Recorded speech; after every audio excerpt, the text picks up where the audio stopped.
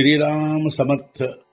वक्रतुंड महाकाय सूर्यकोटि समप्रभ निर्विघ्नं कुरु मे देव सर्वकार्येषु सर्वदा।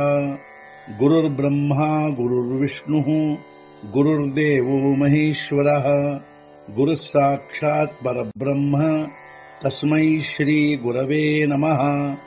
विदेहापरि चालवूनी प्रपंच मुमुक्षु जनालागी अध्यात्म चर्चा करोनी बहुलोकजे मेळवीती। नमस्कार त्या ब्रह्म चैतन्य मूर्ती। अलंकापुरी पुण्यभूमी पवित्र तिथे नांदतो ज्ञान राजा सुपात्र। तया आठवीता महापुण्य राशी नमस्कार माझा सद्गुरु श्री ज्ञानेश्वराशी। सद्गुरुनाथ महाराज की जय। जय जय रघुवीर समर्थ। श्रीराम समर्थ। जय जय रामकृष्ण हरी।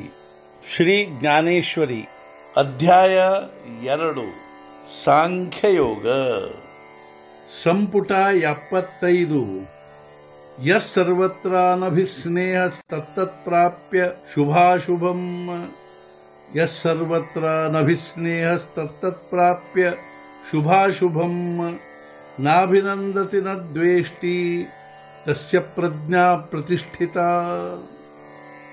ಯಾವುದರಲ್ಲಿಯೂ ಆಸಕ್ತಿ ಹೊಂದದವನು ಶುಭ ಅಥವಾ ಅಶುಭ ಪ್ರಾಪ್ತವಾದರೂ ಆನಂದ ಅಥವಾ ವಿಷಾದ ಹೊಂದದವನ ಬುದ್ಧಿಯು ಸ್ಥಿರವಾಗಿರುವುದೆಂದು ತಿಳಿಯಬೇಕು। ಜೋ ಸರ್ವತ್ರ ಸದಾ ಸರಿಸಾ ಪರಿಪೂರ್ಣ ಚಂದ್ರ ಕಾ ಜೈಸಾ ಅಧಮೋತ್ತಮ ಪ್ರಕಾಶ ಮಾಜಿ ನಮನೆ। ಸರ್ವತ್ರ ಸದಾ ಸಮನಾಗಿರುವನು, ಪರಿಪೂರ್ಣ ಚಂದ್ರನಂತಿರುವನು, ಪ್ರಕಾಶ ಕೊಡುವಲ್ಲಿ ಅವನು ಅಧಮೋತ್ತಮ ಅನ್ನುವುದಿಲ್ಲ। ಅವನು ಯಾವಾಗಲೂ ಎಲ್ಲ ದೃಷ್ಟಿಯಿಂದಲೂ ಸಮನಾಗಿರುವನು ಹಾಗೂ ಪರಿಪೂರ್ಣ ಚಂದ್ರನಂತಿರುವನು। ಅವನು ಪ್ರಕಾಶ ಕೊಡುವಲ್ಲಿ ಅಧಮೋತ್ತಮ ಅನ್ನುವುದಿಲ್ಲ। ಐಸಿ ಅನವಚ್ಛಿನ್ನ ಸಮತಾ ಭೂತಮಾತ್ರಿ ಸದಯತಾ ಅಣಿ ಪಾಳಟು ನಾಹಿ ಚಿತ್ತ ಕವಣೆ ವೇಳೆ।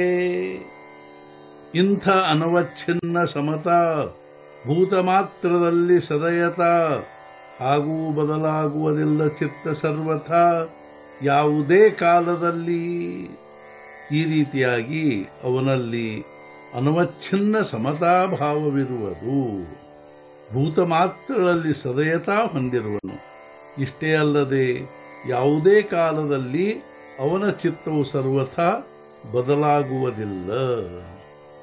ಗೋಮಟೆ ಕಾಹಿ ಪಾವೆ ಸರಿ ಸಂತೋಷೆ ತೇಣೆ ನಾಭಿಭವೆ ಜೋ ಓಖಟೆ ನಿನಾಗವೆ ವಿಷಾದಾಸಿ।